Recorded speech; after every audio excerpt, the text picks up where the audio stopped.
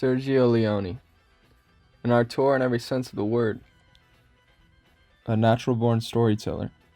His greatest tool? Visualization. Entire scenes and sequences would play out in his head. He had thought of and envisioned every little detail, down to what the characters were wearing, the sounds that surround them, the weather that engulfs them. It was as if he had answers to questions that hadn't been asked yet. He was that kind of thinker. He would see every scene, every cut, and hear every melody. These were all dreams he had as a child. He told me, when I was a little child, I dreamed about westerns and heroes and the bad guys, and I would think of these stories, and it made my life interesting. Leone had everything in his mind. I never saw him, like Orson Welles when I worked with him. He had diagrams of the costumes, and he had with the shots. He was a terrific artist. Leone had nothing. Didn't even have a script. He never referred to a script. He knew the whole picture. It was planted in his head just as well as he knew the music.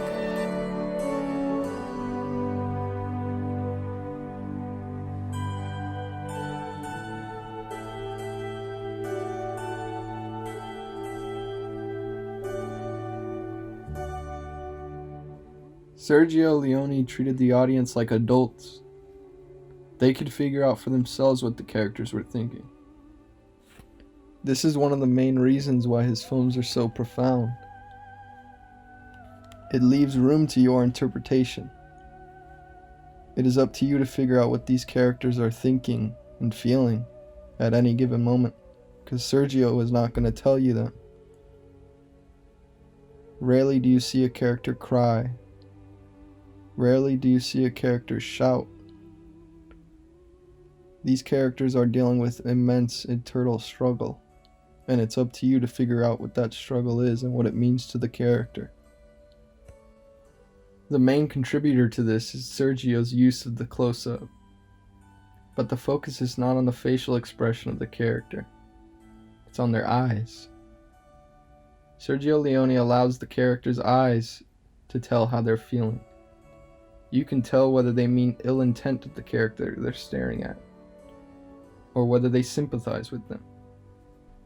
It's not necessary for them to tell us how they're feeling, because we can see it.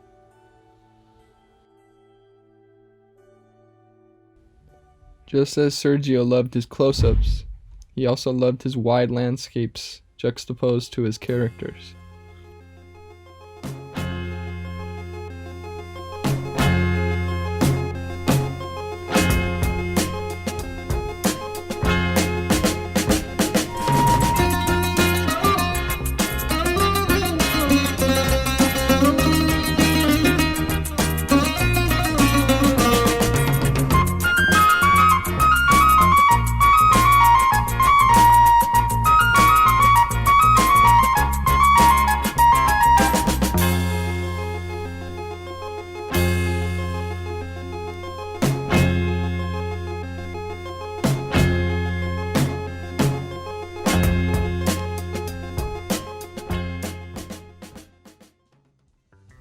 It was often that Sergio did not speak the same language as some of his actors, but he made up for the language barrier in different ways.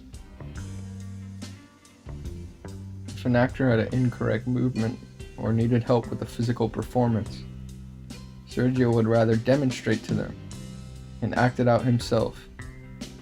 This proved quite effective, as it acted as blocking and also a chance for the actors to better understand Sergio's vision for the character. It also helped establish the cadence at which these characters moved, and their physicality and presence on screen. Another thing he was well known for doing was playing the movie's soundtrack on set. He would play each character's theme as well as the overall theme. This would allow the actors to better understand and better immerse themselves into the character before they shoot, allowing to better capture the essence and the vibe of the character. Sergio had an editor's mindset.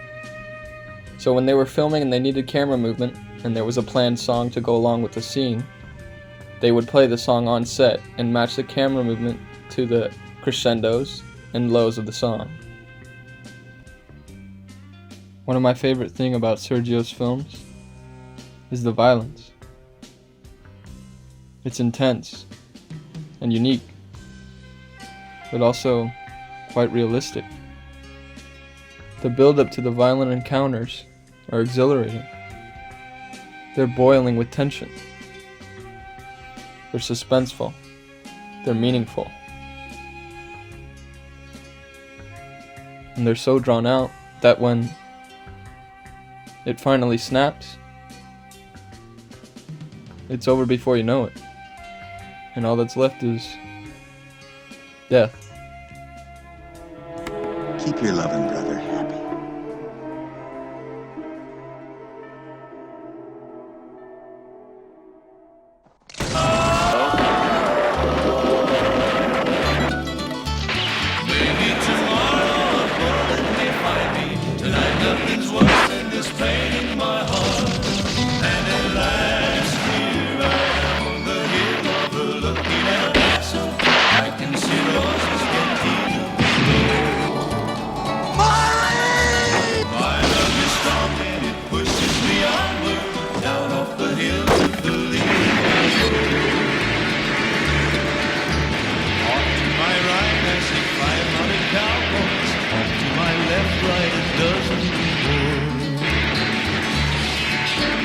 Shouting and